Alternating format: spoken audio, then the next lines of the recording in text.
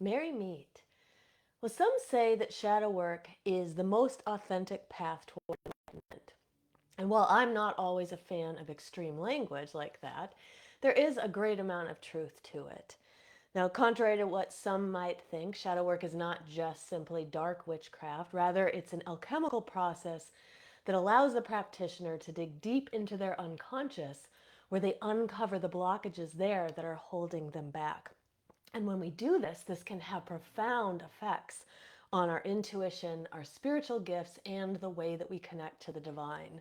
So, tonight I'll be sharing with you 7 of my favorite tips on how you can get the most out of your shadow work journey.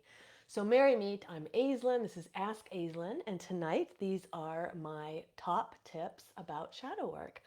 So, welcome to those who are joining us live. I see Jamie's in the chat. Merry meet. Welcome, everyone.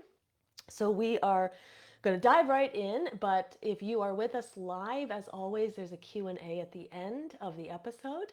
So you can ask any questions you have about shadow work, witchcraft, energy work, and leave a heart anywhere in the video if you like what you hear. That way we make sure we get this out to the feed of more people. All right, so let's go ahead and dive in. And I see a few more joining us in the chat. Merry Meet, Kurt, and Amy is also here, and Andrea. All right, Merry Meet, everybody. So, first of all, for those who are newer to the idea of shadow work, I'm just going to very briefly explain what shadow work is. Though I will suggest that if you want to go a little more deep dive into shadow work, you can check out my free workshop from last week, and I'm going to drop that link in the chat right now for any of those who missed this workshop. And this will give you a little bit deeper dive into what shadow work is than I'm going to be able to explain tonight.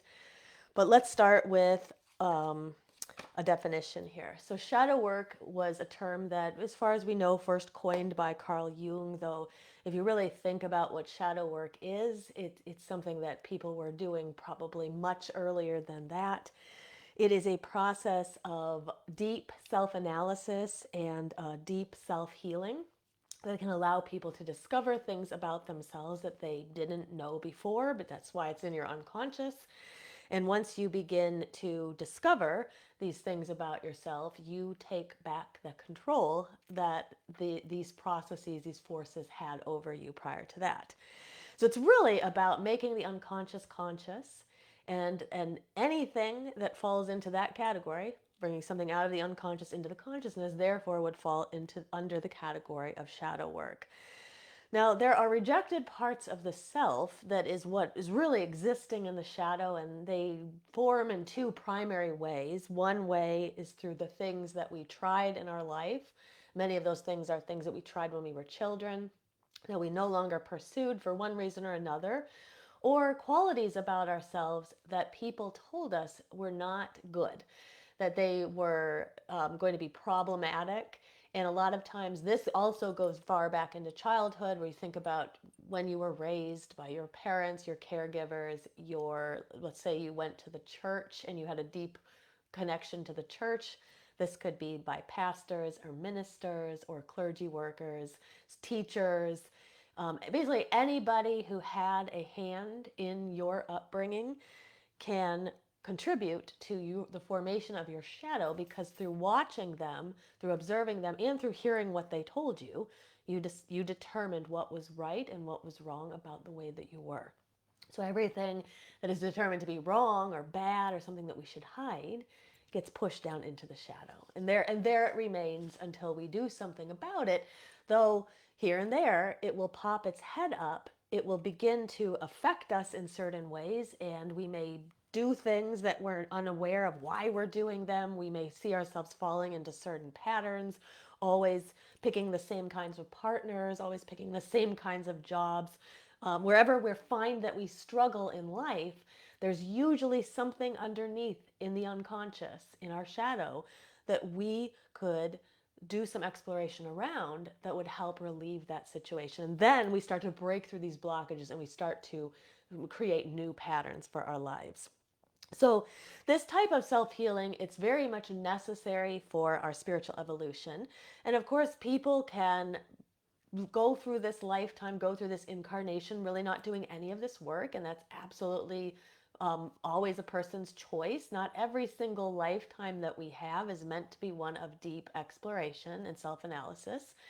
But for the majority of people who find a group like this, Body Mind Witchcraft, or who are following the Body Mind Witchcraft YouTube channel, have joined our Shadow Seekers membership, you guys are on a path, like me, on this path of self exploration because you know there's something more. And you also have this sense that this is the key to really firmly stepping into your power.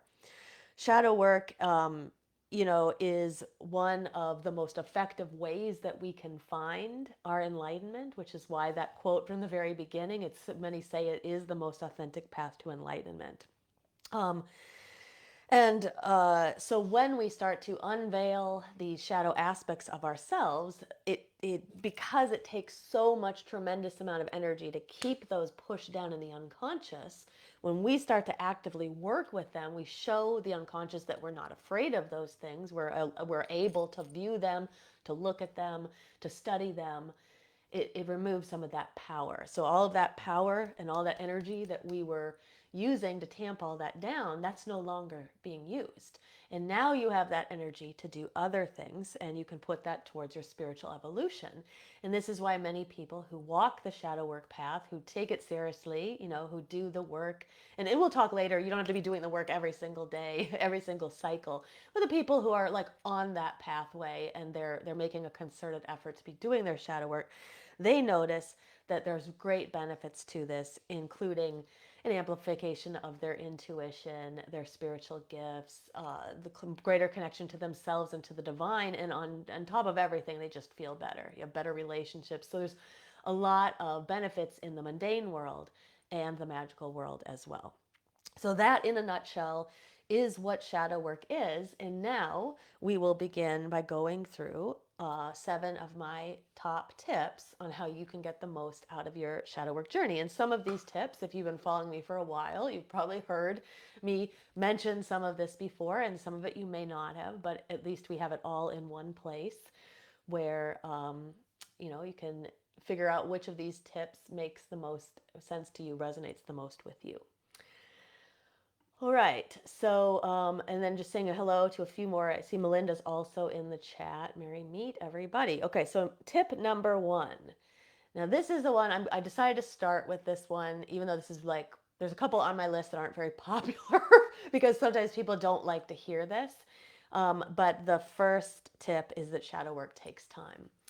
And so I think that why people don't always like to hear this is that in the society and the culture that we live in, everybody wants a quick fix, right? We want to know how to fix our skin. We want to know how to fix our diet or our weight. We want to know how to fix our money problems. We want to know how to fix everything, and we want to know how to fix it really fast and right now, right? And so we become this society that kind of wants everything on demand. But the reality is that the things that are probably most important to our development are never really going to be the things that come that quickly. And so the shadow work is the same idea. It can take many, many cycles for people to see a lot of progress. Now, that being said, when a person starts to engage in shadow work and they take it seriously, they can see profound differences right away. So sometimes just like a month in our Shadow Seekers membership, and people are already seeing changes. But to see the vast majority, to really, really transform our lives, usually it's going to take us many cycles of this work. And sometimes, and this is something I also want to normalize for people who are in our membership and people who are not, people who are doing this on their own, but it's also okay to take one or more cycles off of your shadow work.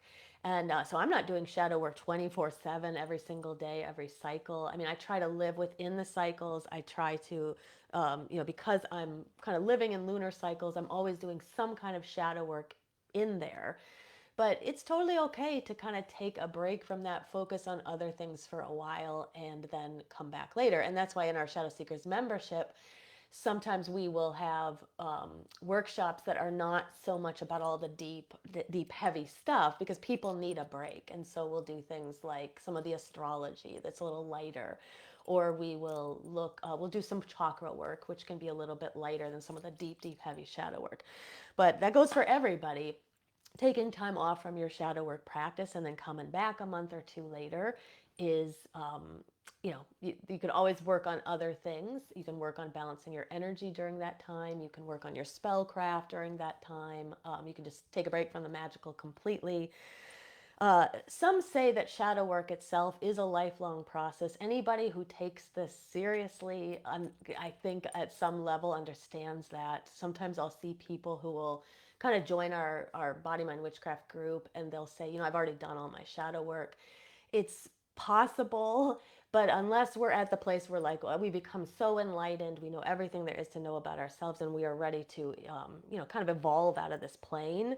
Most people are not really done with their shadow work, and even the people who say that they're done with it will kind of notice that something will sort of sideswipe them or hit them out of nowhere, and they're like, wow, I thought that I was already done with that, I thought I'd worked through that.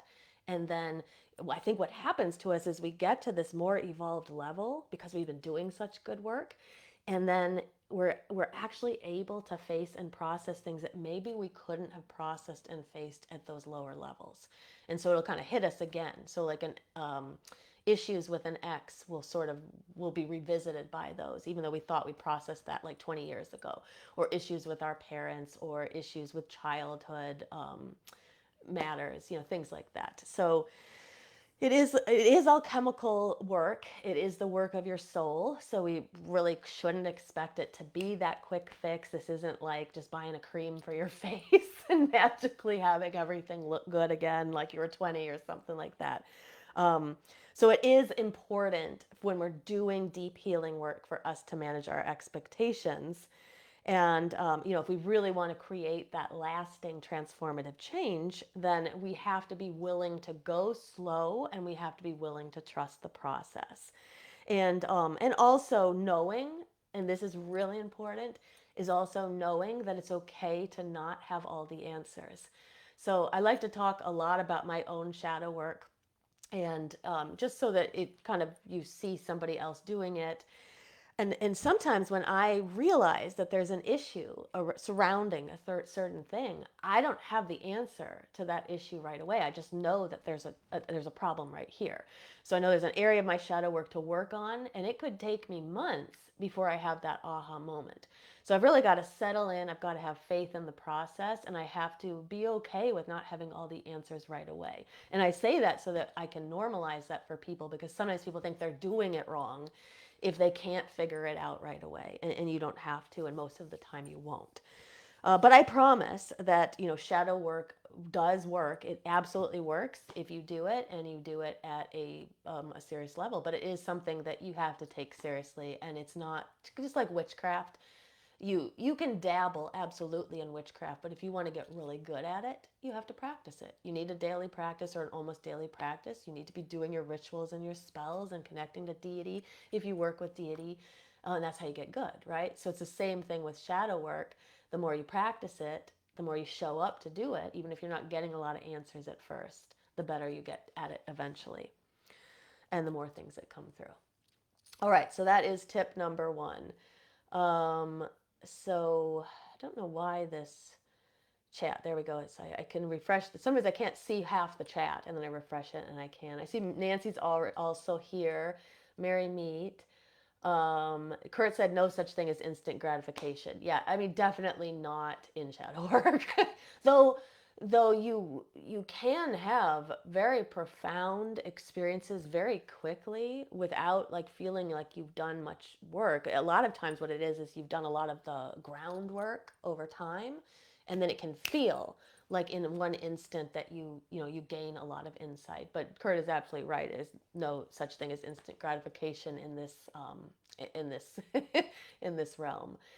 And Jamie meant she said some scars just don't heal so easily. Yeah, and so we can think they're healed, and we can go about our lives feeling pretty good about it, and then something will happen and we realize, okay, I'm at a higher level, so this scar is sort of exposed again, and now I can do a different type of healing with it.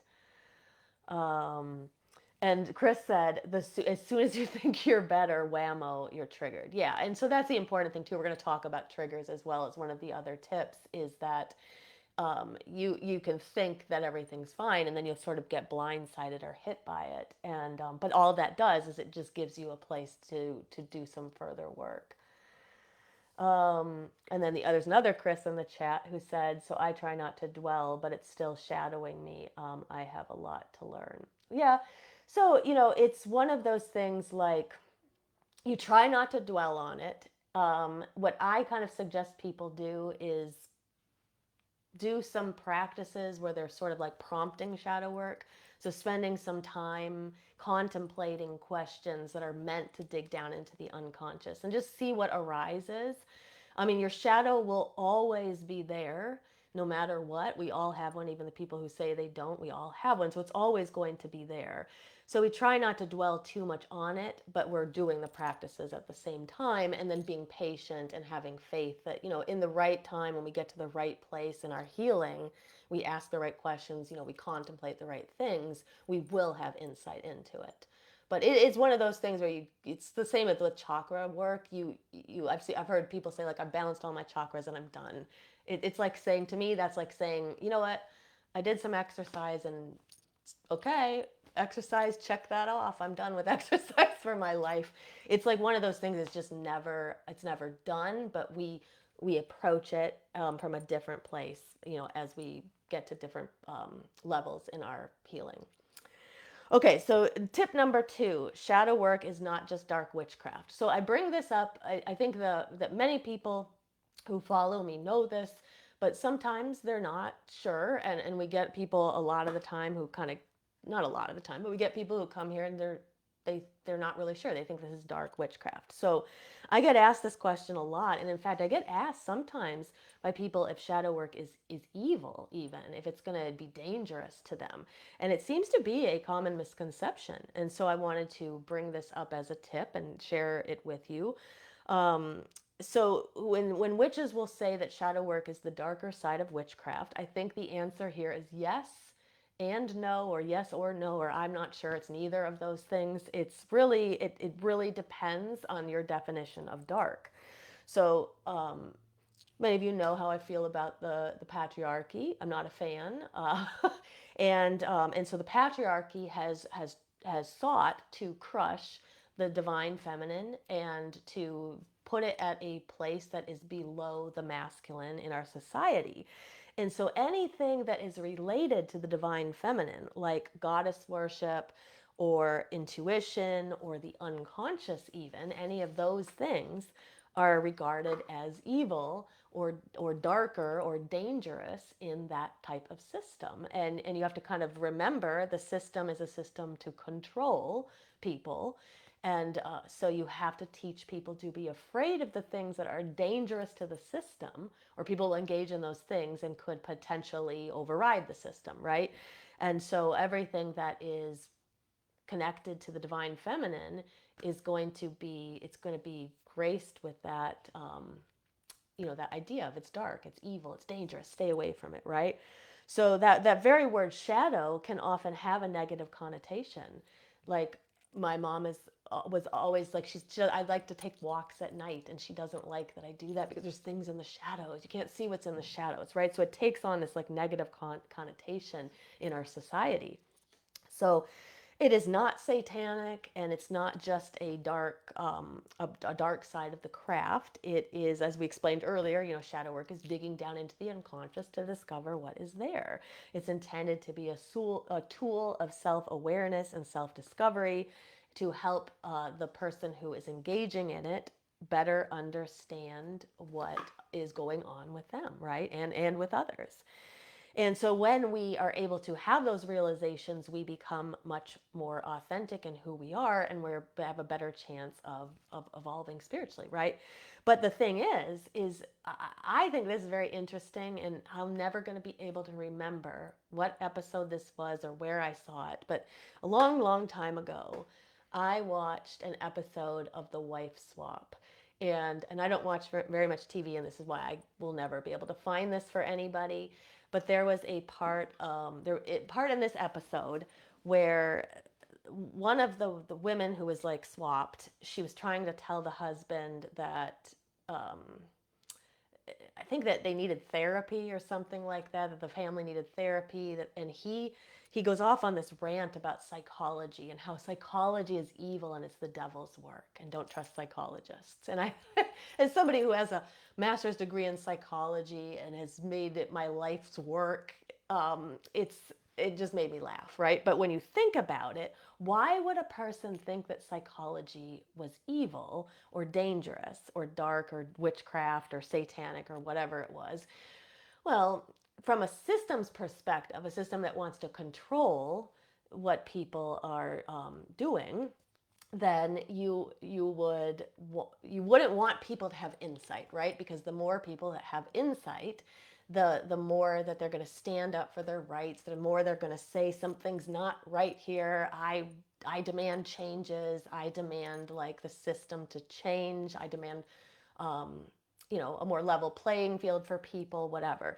So it's keeping people fearful. Like I see Chris said in the chat, fear, right? Keeping people fearful is going to keep them from moving in any direction. And so if you teach people that psychology or discovering more about themselves is dangerous, then you're going to keep them exactly where they are, and they never really question anything around them. And that's the kind of the goal of the patriarchy, is that you don't question things, you just accept it. This is the way it is. Men are more powerful than women.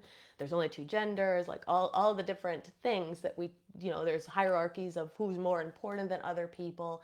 All of that stays solidified as long as we don't question things. There's one God and it's male and that's it. As long as people are afraid and they don't question things, that you keep them right where they need to be. So anyway, it's just humorous, the story about the wife swap episode. If anybody remembers that one and can ever and knows the number of it, share it with me someday. That way, I like that. I like to share that story, but I don't know where it came from. Okay. Jamie said, I am not a fan of the patriarchy. And she said, I had no idea, with a bunch of laugh emojis. Yeah, I don't hide it very well, do I? um, okay. All right. So our triggers are gifts from the universe, is tip number 3. Okay, so people will often ask, where do I begin? And I hear this question asked from people who are either brand new to shadow work or people who've been on the path for a while, and they're just kind of like, I still don't know where to begin. So where do we begin? Well, probably one of the simplest places to begin is through analyzing our triggers, and they really can be our greatest teachers.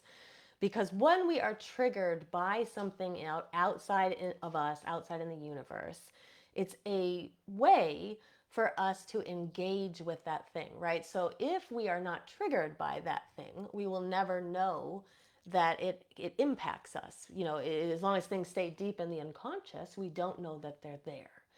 But when we get to a place where we are potentially ready to heal that aspect of ourselves, it's like I kind of think of it like it's like triggers on the outside of us begin to rub against that scar or rub against that wound, and we become aware of it all of a sudden. And so this is why when we look out in the world at who triggers us, we can gain insight into what is going on inside of us. And really, we can turn that mirror back around and we can discover some things about our internal landscape. Now, it's not to say that the people who hurt us, the people that do things to us, it's not to make them blameless, to take the blame away from them, say that they don't have any part in it. It's absolutely not that. And you can always deal with that in a different way in interpersonal relationships, whether you decide to confront the person, stand up for yourself, whatever. But if you want to engage in the shadow work of this, you actually have to kind of remove that other person, and you have to be willing to just look at what it's bringing up inside of you. So just kind of think about the people who, irritate you, annoy you, trigger you. It's not always the best word for some people, but rub against, brush up against your skin, bristle your feathers, whatever the word is that works for you. But think about those people, think about those kinds of situations. Think about when you start to get angry, when you start to have some kind of hotter emotions being raised. That is telling you that there's something underneath the surface that you could begin to explore that would give you insight into your shadow, what's down underneath the surface. So, oftentimes, this particular question, who or what triggers, irks, irritates, annoys you the most, is one of the first and the very best questions we can ask ourselves during our shadow work, and we can return to it over and over and over and over again. Now, sometimes things that irritate and annoy us and really trigger us can be very big global things. Like once I had someone asked a really good question on the YouTube channel, and she said that she gets really upset about animal abuse. And she said, does this have to do with my shadow work? And so I kind of thought about it. And I think when there's these big global things like who likes animal abuse, I hope that nobody who likes child abuse, who likes discrimination against women and people of color and transgender people, who really likes unfair treatment. Like, would you really ask yourself that, right? And so but I think so. So we could brush all that off and say I don't have to work on my shadow work through this, because this is just a global issue that many people get upset about. But if we are able to still kind of turn the mirror, this is what I said to the person who asked the question. If you can, I agree with you, animal abuse is a terrible thing. But if we can turn the mirror and you can just ask, just start to explore a little bit, what is it bringing up for you individually? You might be able to trace it back to like an event in your childhood, an event that relates to a parent or a sibling or a friend. You might be able to trace it back to, like deeper issues of like injustice, and maybe there were other injustices in this person's life. But if we just brush it off and we just say, well, that's a global issue, animal abuse is just a global issue that everybody's upset about, then we don't get the opportunity to do that work in case there's some work to be done. So I always just tell people, when you find that you're kind of upset about like women's rights being taken away or something like that, then you can say, okay, it could be that I am feeling this global issue that many other people are feeling, but let me turn the mirror around just for a moment and just ask myself what else could be underneath the surface. And then keep coming back to this question over and over and over again: who or what is irritating you or annoying you? And you can do the work that way. And so just the other day, I was on a phone call with somebody who was trying to like get me a better rate for my home insurance, homeowners insurance. And I mean, at the end of the call, like I said, the most important thing to me was lowering my rate. That's what the call was all about. And at the very end of the call, he gives me a higher rate. And I just feel my like that hot emotion starting to build up in me. And so you know, I did some shadow work around it. I don't fully understand everything, but it gives me this space to do some work. I don't like not being listened to. I don't like not being heard. I don't like when people are, I mean, it felt very shifty. Many salespeople are like that, but um, this particular person brought up, he rubbed against something inside of me, and it shows me that there's some shadow work to be done here. Okay, so I am going to keep going with tip number 4. Kurt said, do your research, learn from those who have lived it and shared about any subject about witchcraft. Um, yeah, doing our research and is always a good thing, right? Chris said when his dog died, that hurt, and the ASPCA commercials infuriated me. Yeah, so we can be triggered by like certain things that may not trigger us all at other times. The commercials may not have bothered you before, but now they bother you because of your dog and what you went through. And so, we can use that like, so I feel like when people are in like very acute states of like grief, sometimes shadow work isn't the best thing. It's sometimes not the greatest thing to dive deep into it, but after the fact, looking back and trying to see if there's anything else there, and there may not be. It might just simply be like, it was the wrong time to be seeing those commercials because they're rubbing you the wrong way. But there could be something deeper below to discover as well when the time is right. Okay, tip number 4, your shadow holds immense creative power. So a lot of times we talk about all of the dark stuff in the shadow, and it can make people feel like this is like deep and heavy work that they don't want to get into. Most of the time, we think that that's what the shadow is. It's the parts that were not accepted by society for one reason or another. But remember, the shadow also contains all of the roles and the hats that we tried on at one point in our lives, and they still exist in your shadow. Because remember, the shadow is everything that you think you are not. That includes what we most of the time think of as negative qualities, but it's also the positive qualities as well. And for this reason, the shadow contains so much creative energy. So I mentioned this because I think there's like a very untapped well of creative energy within the shadow. And so for people who are creative, or maybe people don't identify as creative, but they would like to foster more creativity, looking at this aspect of your shadow can be very helpful. So if you engage in your shadow work regularly, you may be surprised to find that your creativity is heightened by doing nothing but just doing that shadow work. Like, you don't really have to do anything. You don't have to engage in anything. You're just doing your shadow work, and all of a sudden you feel like you've become more creative. So I've told the story about ballet school. In fact, I told it last week during the free workshop, Introduction to Shadow Work. But I'll just mention again for those who haven't heard it. When I was about 4 or 5, I was enrolled in ballet school, and before the end of the day, I was sent home. And there was a narrative of that I wasn't flexible enough, I wasn't graceful enough, I wasn't good enough for ballet school.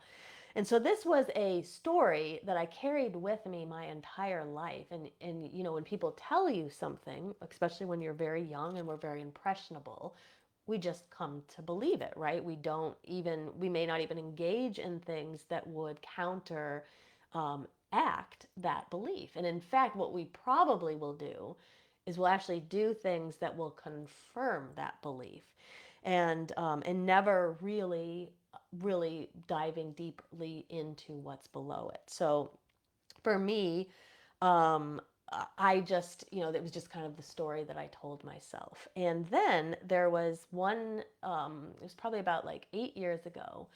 I got a little bit more into yoga than I had been. I'd always dabbled in it. But again, like, I had that narrative, I'm not flexible, I'm not very graceful. This is something that's kind of hard for me. And I, growing up, was always the person who things came pretty easily when it came to schoolwork. But if something was kind of hard, I didn't want to do it. I just wanted to do the things I was really good at. And so yoga was like that. It was like I really was attracted to it because I could sense how beneficial it would be, but I didn't think I was very good at it. So about 8 years ago, I had this opportunity to train to be a yoga teacher through a program that was all for educators. So people who were like therapists in schools, or people who were teachers or school admins. And it was really because this was aimed towards people in education who tend to have a little less money than other fields, which should not be the case, but it happens to be the case in this society. The rate was a little cheaper than most of these teacher trainings, and I decided to go for it. And I remember even the night before the first day, I almost talked myself out of it. The narrative was in my head, like, you're just not good enough to do this. You're going to be a fool. People are going to laugh at you. What do you think you're doing? And so I'd already paid all the money, and I was like, oh God, I'm just going to go do it. So I went and I did it. And what I discovered is that through those 2.5 weeks of that training I did, I learned that I was flexible. I learned that a lot of this had to do with belief. There's a lot of mental component. Anybody who's done like martial arts also knows this. Like there's so much of this that's mental, and the same was true for yoga. And I learned that I wasn't clumsy. I wasn't as uncoordinated as I thought, and I began to rewrite that narrative and unravel it's basically unravel a story that wasn't true from in the first place. So this is what we can do, when we dig down into those parts of us. So kind of think about things that you might have tried as a kid, even tried as an early adult, but for one reason or another, maybe people like laughed at you or you didn't think you were good enough, and just kind of think about those things. Think about how you could bring aspects of those into your life, because you never know. There may be a lot of creative energy that you're missing out on by not by not exploring that part of your shadow. Um, okay, so tip number 5. Let's keep it moving. You cannot truly know if someone loves you unless you take off your mask. Okay, so this is probably my least popular tip of all. But there's so much truth to this one, and I'll explain it here. And so I actually sent out an email. This is going back probably a year and a half ago, where this was the subject of the email, of this side of shadow work. And I had a lot of people unsubscribe from the mailing list. And I think this idea can rub people the wrong way, but usually it's because the people don't want to face uncomfortable truths. But the reality of this is whether we like it or not, we are all wearing these masks. As Jung called them, this is the persona. So it is your likable personality that you put on, that you can wear around other people. And we begin to create that persona very, very early in life, based on what people around us, our parents, caregivers, the schools, churches that we were members of, based on what they tell us is okay or not okay. Um, and we don't even realize that we are wearing the mask, and that also means that other people around us, they do not realize that they are wearing a mask either. And so what we do is we interact with other people, and half the time, maybe even more than half the time, it's our persona, our mask, that's interacting with their persona or their mask. And we're not even, it's our two authentic selves, us and the other person, aren't even interacting, because we are at this like kind of constructed level. So when we begin to wake up to this fact that we're wearing that mask, and we start to do our shadow work, it can be very earth shaking. And it's especially because a lot of the times the people around you aren't doing the work. Now, if you're in like a membership like Shadow Seekers, everybody in the membership's doing it, but the people out in your outside life are probably not doing it. And so while shadow work will allow us to see ourselves for who we truly are, and we actually start to see them for who they truly are, it's very introspective work, which means it's not being done inside of relationships most of the time. So when we begin to change, it may start to trigger something in other people, and that can go kind of two different directions. So sometimes when we change, people, and I've heard this from people in Shadow Seekers all the time, and I've heard people in Body Mind Witchcraft say it as well. I've been doing my shadow work, and I've noticed that my relationships with other people are improving. Um, but then I've also, on the other side, I've heard people say, I've been doing my shadow work, and all of a sudden I'm realizing that there's some people in my life that I've been surrounded with that I don't really have as much in common as I thought I did. And so what we may find is that when we change, people may look at us and they may see us changing, and they may be in awe of that fact. They may ask us what we're doing. It may trigger something in them that maybe right away they don't do the work, but they start to make some changes themselves. They start to contemplate some things themselves. Other people who are not ready to face that, who are not ready to face that side of themselves, they may get triggered by us for doing the work.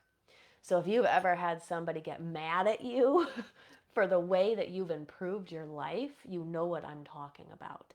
Um, Now, this may cause some people to pull away from us, but it also may cause us to pull away from some people. So, our work at the very end of the day, you incarnate into this world pretty much for one reason, and that reason is to figure out your soul path, to kind of figure out whatever soul contract it was that you made prior to incarnation, and to then engage in that path. And it's not always easy to find that path, but as we start to do this kind of work, it becomes easier to discover that. The number one reason you were not incarnated into this lifetime for was to change everybody else. So you're not here to do everybody else's work and make sure they're doing their work and getting upset because they're not and you are. It's like you have to kind of accept that you may be the odd one out in groups of people because you're doing the work and they're not. So if our work can sometimes threaten their egos, that they would like to keep up the facade of who they are. We may threaten them through that, and it may change our relationships. And so that's what I say when I say this is one of my least popular tips. People don't like to hear that because they want to hear like everything's going to be fine, and everything will be fine in your intentional path. But you may have some patches that you go through where as you're rediscovering who you are, you're also discovering who the people around you are, and all of a sudden they don't all gel with you the way that they used to. So I will say that since I started doing this work, there's been several friends who they were friends of mine from a different part of my life before I was on this healing pathway, and continuing to be friends with them doesn't make as much sense anymore. But as I kind of let go of some of those relationships, other people from my past started showing back up who were at a kind of higher vibrational state, and you will begin to attract more people at that higher vibrational state. So don't despair when it feels like your relationships are changing, or you're losing people or things like that, because as you change, you attract different people to you, and you will also strengthen some of your relationships that you have. Andrea said, she said, I've noticed through my shadow work, I become more in tune and recognize other people's masks. Yeah, exactly. Because you start to recognize yours, you absolutely start to see, oh, yeah, that's part of their mask. And you become good at noticing that. Okay. Tip number 6, 2 more tips here. And then Amy said here, I've lost touch with quite a few people since I started my shadow work. And Icy Glitter is here with us now.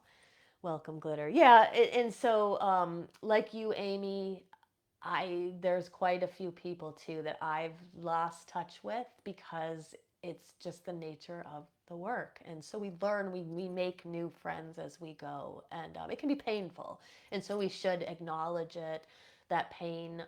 We should give ourselves space to grieve if we need to, but it is a reality of it. And it's cliche, so cliche to say like when one door opens another, or one door closes another opens, but it is the reality. As we shift our vibration, we attract more people and more things of that higher vibration to us. Okay, tip 6 is pairing shadow work with energy work to accelerate the process. So, shadow work addresses the emotional issues that we have, it addresses any emotional blockages we have. But the issue is that it only addresses so much. And so many times when people engage in shadow work, they forget the energy work part of it. And if we only do the shadow work alone, what we may find is that we leave behind energetic residue. So anything that's affected you in your life, any trauma that you've experienced, and we've all experienced different levels of it, and we continue to experience it in the present.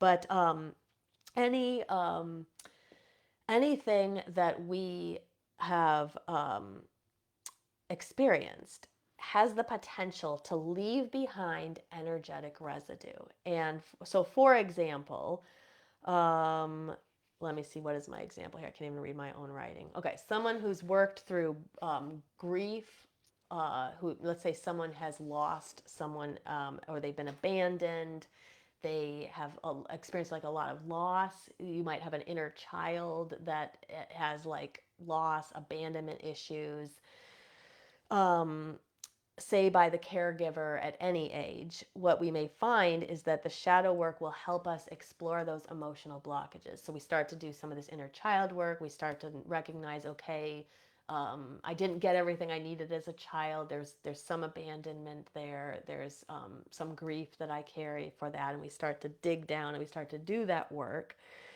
Shadow work will help us explore that, and then it will help us sort of clear out that emotional wound that we have. But when we think about this, we go all the way back to childhood.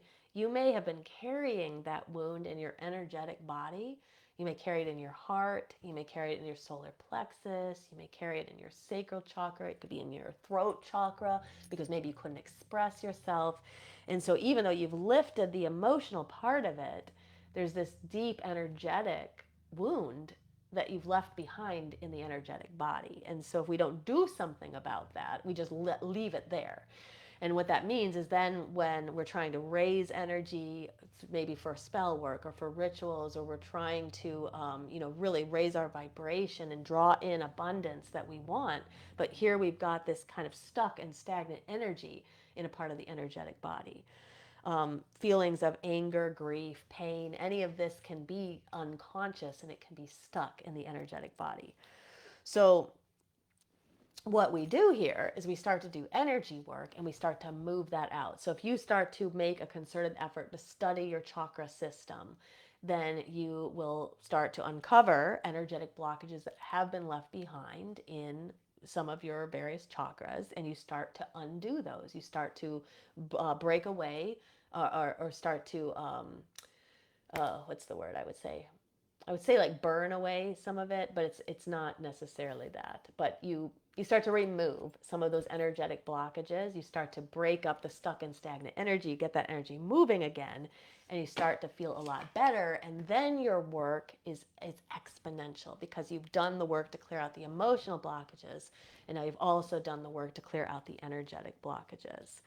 So I think that that can be really important work. So let's say like a person is working with maybe like the sense of lack. Let's say they have like some kind of a lack mindset and they're having trouble drawing in abundance because of that.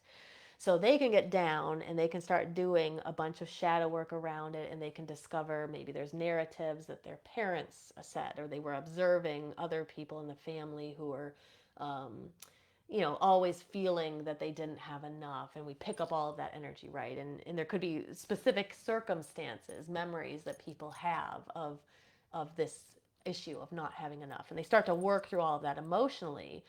But if they don't then go into the root chakra afterwards and start to do some energetic work with the root chakra, they just leave that behind. They leave that stuck and stagnant energy behind, and they're not going to get as much out of it. So this is why pairing energy work and shadow work can be so profound, and people who do this tend to find that it's an exponential change that they experience in their growth and in their work. Okay. And then finally, tip number 7 is about the inner child. And so this also will kind of leave people with the, with a direction for your shadow work, is working with your inner child. So you can heal your inner child through shadow work. Since a good portion of our shadow was formed when we were little kids, it can behoove us to go back to the inner child and check in with that inner child and befriend that inner child. And when we befriend the inner child, we create a powerful ally for the shadow work journey. And they can provide us guidance. They can help us understand where they're hurting. That can lead us to memories or situations or experiences that we had that are key to healing during our shadow work.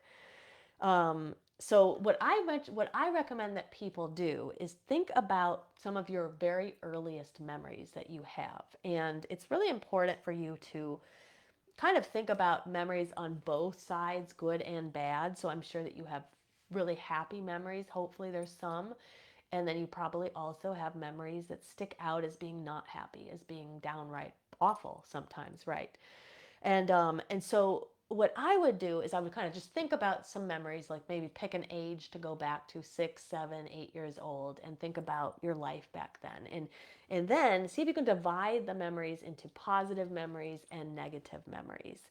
And with some of those more negative memories, it can give us a clue as to what is hidden in the shadows. Because again, remember the shadow, it's not in the light, it's something you got to kind of dig down to find. And so you're always looking for breadcrumbs. You're always looking for clues that are going to lead you back to a spot that you can heal. And so if you can trace back some of those kind of negative memories, it can help. And so one of the earliest memories that I have is of my grandma dying. And from what I understand, I was probably too young to even have been able to form a memory based on what neuropsychologists say when neuropsychologists say a person can remember. Um, but for some reason, this memory always kind of sticks out to me. She died over a long period of time, and she died at home at our family's farmhouse. And I have this very vivid kind of image of that. And so it's important for me to trace that back. Like, why is that a memory that comes whenever I think about childhood? Why is that a memory that comes? And so it would be important to kind of trace that back and see what I can discover about my shadow through doing that.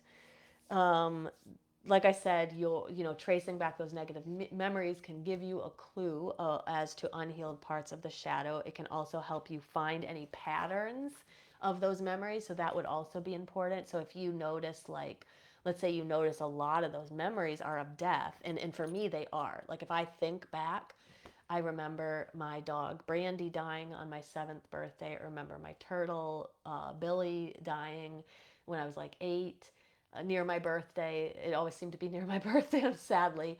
But there's a lot of like memories of death, which to me shows me that death is a theme that should be explored for me when I'm doing my inner child work and probably my overall shadow work. So if you can start to see some patterns and some themes in your negative memories, then it will give you a direction of where to do your work. So jot down what comes up. You don't like everything with your shadow work. You don't have to have all the answers right away. Um, they will come to you. What I always say is keep a journal, even if you're not a journaler, keep a notepad to just record thoughts and ideas that you have. And then you can, as you gain more insight and you do more of your shadow work, you may start to see some themes. And you'll also kind of notice, like, okay, like I might write down, it's kind of interesting that many of my early childhood memories are of death. I don't have to have an answer right now for that. And I don't have to worry myself that I don't have an answer. I just need to write that down, record that, and just know that that is something that I'm aware of. And I'm going to be waiting to see how that plays out. And hopefully, through my shadow work, I will do some self discovery around that idea. Probably has something to do with past lives too, as well. So, jot down those thoughts, even if you don't, and those patterns as they emerge, even if you don't know what they mean, but that will give you direction for your work in the future. Um, they may not make as much sense right now as they eventually will. Try not to trouble yourself with that. Again, like the shadow work journey is one of faith, right? Is just as knowing that eventually I will heal these aspects of myself. I also recommend working with your inner child as a powerful ally, as I mentioned, of your shadow work. The happier they are, the better your shadow work is going to be. So, this is why I recommend people take the inner child out on an inner child date once a month if you can do it. Think about the things that you loved as a kid, foods that you used to love that maybe you don't eat anymore, or places you like to go, or like a toy that like nobody would ever buy you when you were a kid. Go get the toy. It doesn't matter how old you are. Adults can still get toys and they don't have to buy them for kids. So just finding ways, take yourself to an arcade or a carnival or go-karts or like whatever feels like it would be fun. Like I totally engage with my inner child all the time. I took her to Pokemon Go, tour last year, and I'm taking her to the Rose Bowl this year to go to the Pokemon Go tour again. So it's just like finding ways to keep the inner child happy is going to keep a happy ally for your shadow work, and it will have a very profound effect. Um, okay. So let's see here. Another thing you can also ask for your inner child before I end this last tip is, is there anything that the inner child did not receive that it would have wanted to receive? What would have made like life happier, and just see if there's a way that you could give that thing to your inner child. And even if it's something you can't give them, like let's say it's a person, like let's say you say it's this person's love, and you may not be able to give them that thing now, but think about how could you give them some kind of an alternative to that, just so that you're addressing their needs. You're basically saying, from your adult standpoint, you're saying, I see you and I hear you and I understand that you didn't get what you need, and I am here to help you heal. Um, okay. So let us let us kind of finish up now. So we are going to move into the Q&A, but before we do, I just wanted to mention that the Shadow Seekers membership is open now for a few more days. As we're recording this, this is Tuesday, December 3rd, and the membership this round is open until midnight on December 5th, Thursday, 2 days from now, 2.5 days from now. So if you have been thinking about taking your shadow work and energy work journey to the next level, the Shadow Seekers membership may be a good fit for you. I'm going to drop a link in the chat. Anybody who's watching this back on YouTube later, you'll just find the link below the video. So in this membership, this is a place, it's a small community where you can get guidance and community support on your shadow work journey. Every month we have shadow work workshops related to shadow work and energy work. We have rituals where we can work through some of the issues that are coming up, where we can release some of like kind of our negative emotions and energy. We have office hours where people can come get extra support. We have live yoga and live breath work, Kundalini energy work classes every week. There's a ton of support and guidance and care that you get with this membership. So we have a very special offer where the membership is we're giving away 1 month trial, a free trial of the membership. So this is especially good for people who've been on the fence and they've seen the membership kind of open and close over time, and they're like, should I join it or not? And they kind of wonder what's going on in the membership. Well, here you don't have to wonder. You can join us for a month and check it out and see if it's right for you. If it's not the right fit, then you just cancel before the month is over. But we would love to have you. December is going to be an awesome time to be part of our membership because the theme of December is past lives. So we're going to be doing a whole workshop on past lives, as well as a guided past life regression at the very end of the month at the dark moon. So hopefully, if you're interested in past lives, this is the perfect time to join us. But it also gives you a whole month to try the membership out, every aspect of it, and see if it's the right fit for you. So in the chat or below the video, you'll find the link if you'd like to check it out, read more. Go to the website where there's a FAQ where you can look up some frequently asked questions. You can read some testimonials from some of our current members, and then sign up if you feel called to. So we'd love to have you as the next member of our Shadow Seekers family. So let me move on to the Q&A here.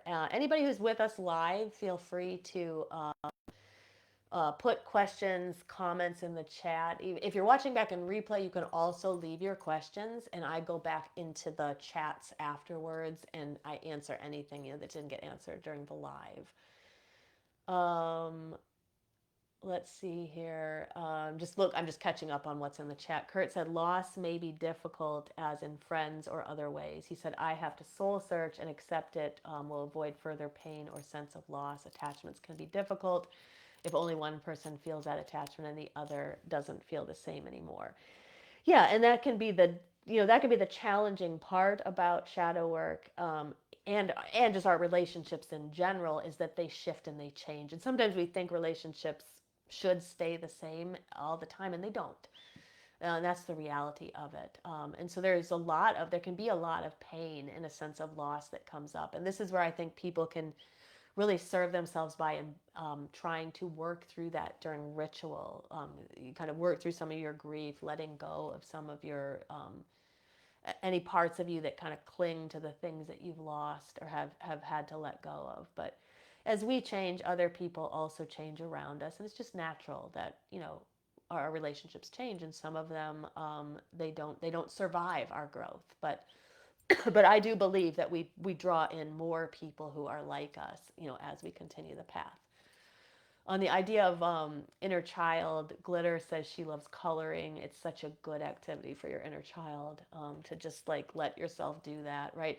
Especially if people are like if you're somebody like my parents, like they never do any childlike things, which has made me feel like I was bad or wrong to really enjoy video games. But it's just keeping that inner child alive. Like I think that we stay more youthful. We look younger, we act younger if we keep that inner child alive. Jamie said she recently got herself a Gigapet, and she said they just came out again and it made her so happy. Yeah, and there's a lot of times they recycle the toys that we had as kids. So totally treat yourself. Treat yourself to like a toy that you had back then that you loved, or one that you couldn't have at the time. Um, Glitter says also in regards to the inner child, there was a lot that she should have had. Yeah, and so there can be, and that can feel kind of overwhelming too. So trying to figure out, how to manage it, maybe focus on just one thing at a time. See how you could gift that thing to the inner child. I see that Sabrina's here, Merry Meet, and Charlie's also here, Merry Meet. He said he's looking forward to his shadow journey and reconnecting with his inner child. Yeah. And in the Shadow Seekers membership, we have some inner child work already in there, but we're actually going to be doing more this spring. We're going to be doing a whole new module on inner child. Jenny says she loves taking her inner child out at least once a month. Yeah, I recommend that people get in a habit of like having that, just like in the cyclical way that you do your practices throughout the month. Have a day, at least once a month, where you take the inner child out and you give them care and kindness. Melinda says she has a shadow work question. She said, I've realized that there is no amount of time and energy that I can give that will make me feel like I did enough or I was good enough. Which chakra correlates, and is there any specific wound that I could work on to help heal this? I welcome any thoughts that we have on this. Okay. Yeah, so I think that um, so you said you realize there's no amount of time and energy that I can give that will make me feel like I did enough or was good enough. And I think that eventually you may shift your opinion on that. It can just take time. So like right now it may feel like you could never get to that place, but I think that you will.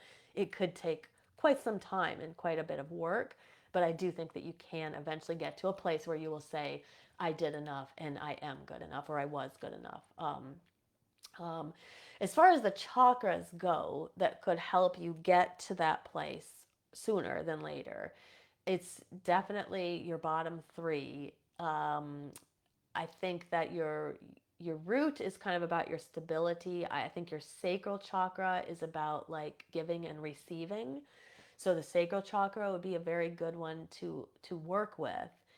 I think that your bottom three, though, that kind of triad of the solar plexus, the sacral chakra, and the root, could be important with highlighting of the sacral chakra. As far as what wounds that this could be, it can be a lot. Like, I mean, it can be connected to your witch wound. It can be connected to your father wound or your mother wound. It's really important to kind of trace it back. Who gave you the message that you didn't, that you weren't enough?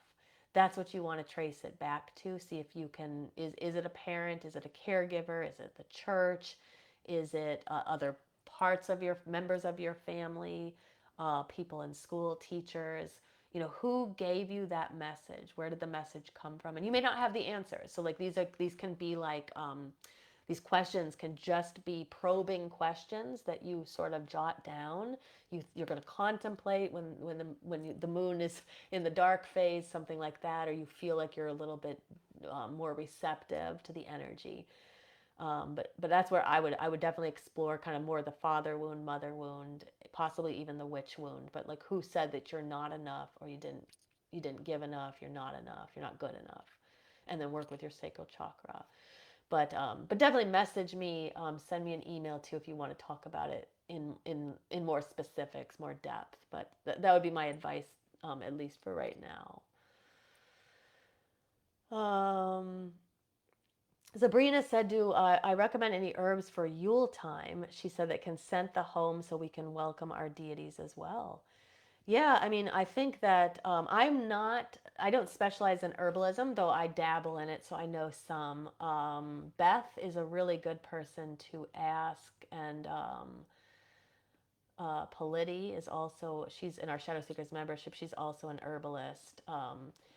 But I just off the top of my head, some herbs, like I just think of like the natural herbs of the season. Cinnamon, nutmeg, clove, like those are herbs of the season.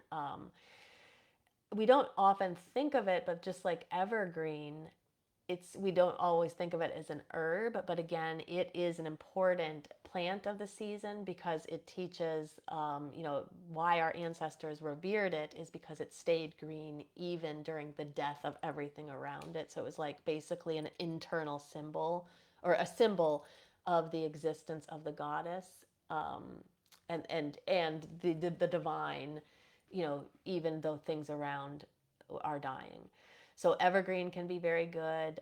Mistletoe is another really good one. It was for that same reason. It was something that, like in the winter landscapes, would still be blossoming and blooming beautiful red and green. And so our ancestors would look at that, and they would imagine that as a sign that the deities, the goddess, the god, they still exist. They're still alive even though things have died around them.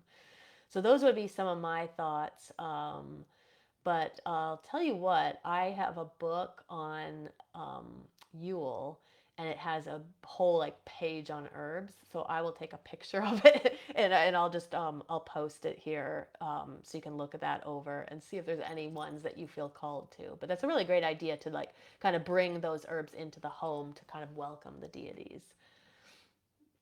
Um, Jamie said, "What if you have a specific trauma that you have done the work for? You know where it started and all, but you don't know how to heal it." Yeah.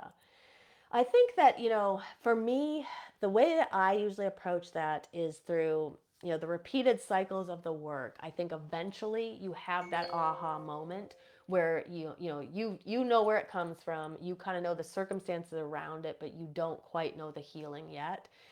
Eventually, I think that aha moment comes to you, through your work, through your repeated work of shadow work. But I also think that, one of the things that you can do is explore the emotions that come up around it, because sometimes what happens is the wound itself is actually kind of already healed. Um, there's a tremendous amount of it that gets healed just by acknowledging it, just by understanding where it comes from, because now it's conscious and it's something that we can view right in the consciousness. But but we still carry the emotions, and we still carry that energetic charge from it. So if you can identify a chakra or a body part. So that would maybe even if you, let's say you can't identify a chakra that would be connected to it, but let's see if you can identify a body part. So you ask yourself, when I think of that specific trauma, what part of my body do I feel it in? And don't second guess this. Just let the first thing kind of come to you that comes to you, and then wherever that part of the body is. So let's say somebody says, "Well, it's in my left shoulder." So that would then direct us to the heart chakra and the throat chakra. And then we could begin doing some healing, because what it could be is that some of what you're feeling that makes it feel like it's still unhealed is the energetic residue that's still there from the trauma. And you can start to let go of some of that just through doing energy work of that chakra. So that's one thing I would kind of start with, is just like, when I think of that trauma, what part of my body do I feel it in? And then what chakra would that be connected to? And then from there, I would do specific practices surrounding that chakra. Gosh, I had another thought, and then it feels like it escaped my mind for a second. But outside of that, once you identify it, you will you will come to a point where you will feel like it's just naturally getting released. But here's what I was remembering. So also you can ask yourself what kinds of emotions are coming up. So the trauma itself may bring up a whole plethora of emotions, and those emotions you can also work to release during like a dark moon ritual, for example. Because a lot of times what you want to do is you want to get rid of the residue that is left over. So like we've acknowledged it, we accept it, we understand it's a part of our identity. We kind of have aha moments around that, but now we're still carrying all that charge. So how can we get that out of our body? That's what we really want to kind of move forward with in our work as we're healing from traumas. Hopefully that helps. Sonia said, do you have any energetic work suggestions for the solar plexus? She said, mine has been having strange sensation, occasionally almost like when you're falling from a high jump. Interesting. Yeah. So with the solar plexus, I think that breath work can be one of the best things to do because it's pumping the stomach, which is exactly where the solar plexus is. And probably we've got some stuck and stagnant energy in that area. So there are a lot of I would recommend trying out like a Kundalini breathwork practice for the solar plexus, which we actually have several in our Shadow Seekers membership. And right now they're in the guide section of the Shadow Seekers Facebook group. So I will text you or I'll message you a link to that in case you don't know where to find them. But I would start with doing some of those exercises and see if that can help.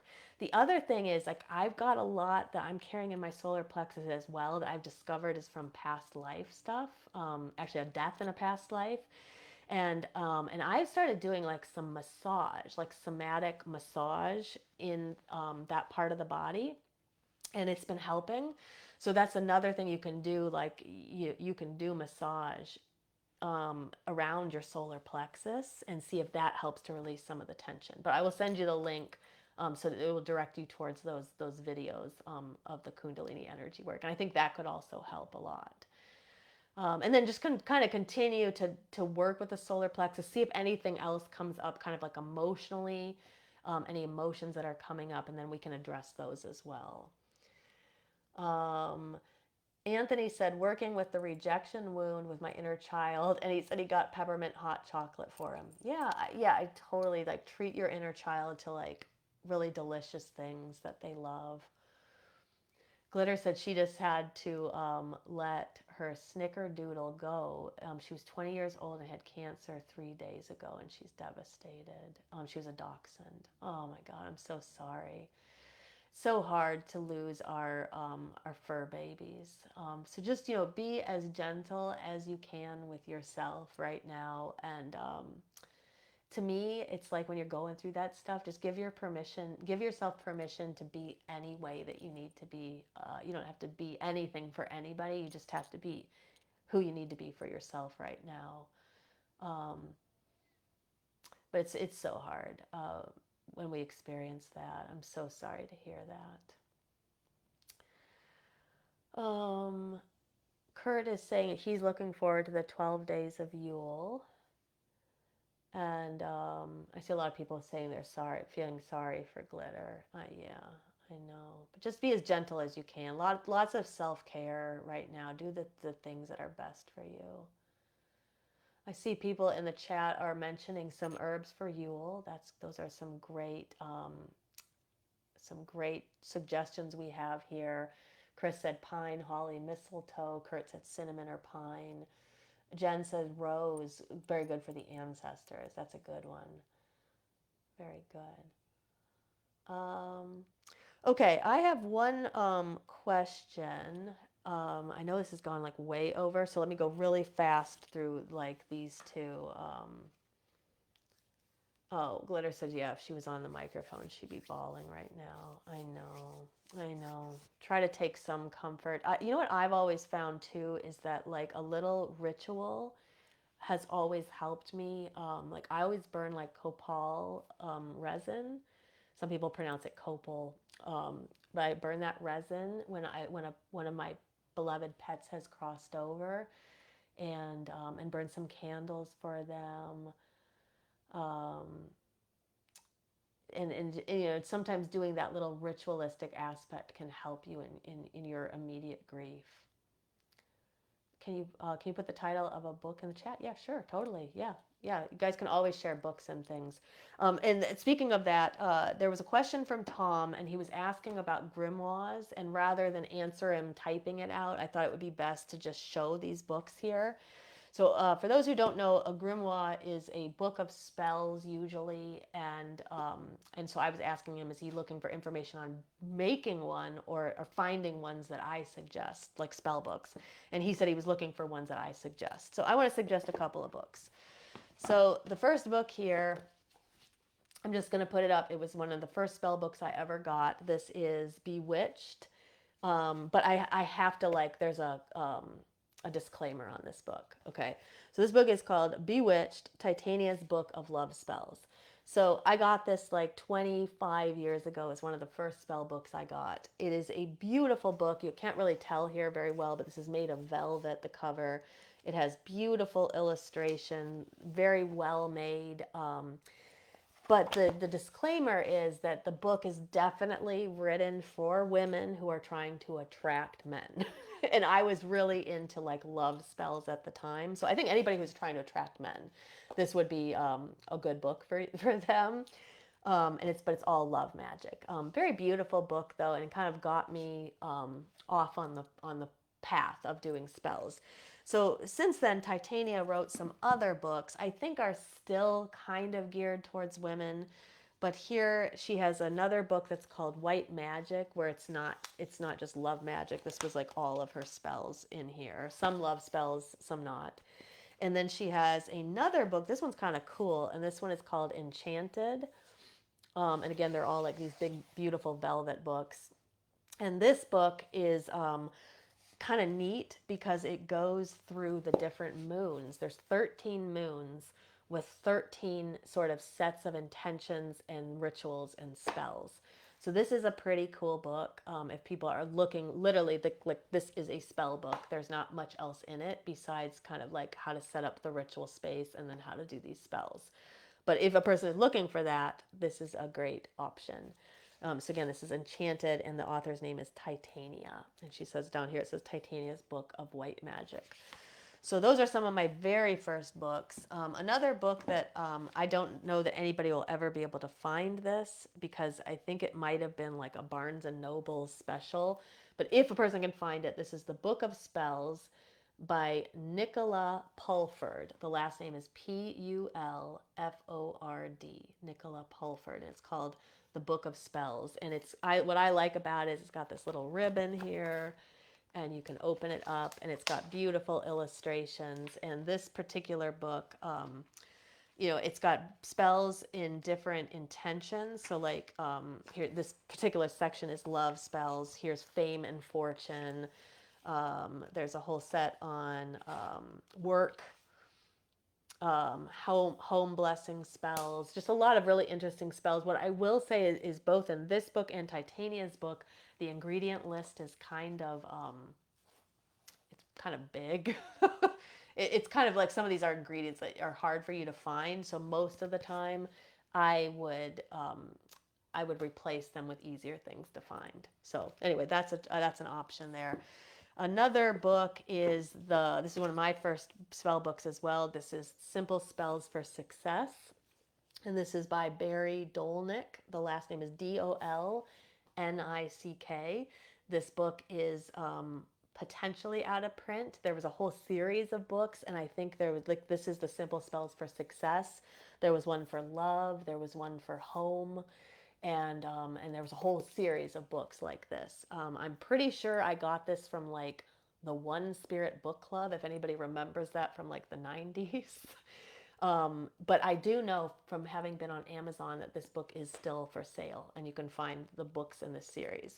Very, very simple. Unlike the other books I showed, this is like literally like a piece of paper, a white candle, some cinnamon. The spell ingredients are very, very simple, just like it says Simple Spells for Success. So that is another option. And then the other things I wanted to show, this book is Instant Magic by Christopher Penczak. This is about doing spells with like nothing. It's just like there. I remember in particular he talks about like driving in a car trying to find a parking space and doing like a little spell in his car that helped him find parking space. So this is a really good book if you don't want to use any materials and you just want to kind of use magic, learn how to use magic solely through your mind. Instant Magic by Christopher Penczak. And then the final thing I wanted to show is just like books. I think that anybody who wants to do spells, this is the Spellcaster's Reference. This is a really good book. The author is Aislin Holland. And this book is good because if you want to replace ingredients, you want to eventually create your own spells, this can be really good to kind of learn about correspondences. So that would be another book I wanted to mention. Okay, so that is it for tonight. So let's just review what is still coming up. So next week we are going to do an episode on 1210. There's an episode on the laws of magic. So we'll get into kind of universal principles of magic during that episode. Then on 12/7/17, we have our Yule winter solstice episode. So I'll be giving people ideas on how to celebrate the winter solstice. On 12/21 is our public Yule ritual. If you are a member of Shadow Seekers or initiate or member of our Coven of Midnight's Flame, your tickets are provided with the membership. But those who are in the public, you guys can also join us. So watch for some posts and some emails as we get closer, and we'll give you a way to get a ticket through donation if you'd like to join us, all of us in Shadow Seekers and Coven of Midnight's Flame for that ritual. And then on 12/24, it's Christmas Eve. I think I'm going to do an episode on holiday self-care. And then our Demystifying Witchcraft course is going to be available, it looks like, on January 1st for those who have not purchased it and are looking for a comprehensive course on witchcraft. That will be available at the first of the year. All right. So I am going to sign off, and I love that I see like Jamie put these books in the chat. That's awesome. She wrote them out for us.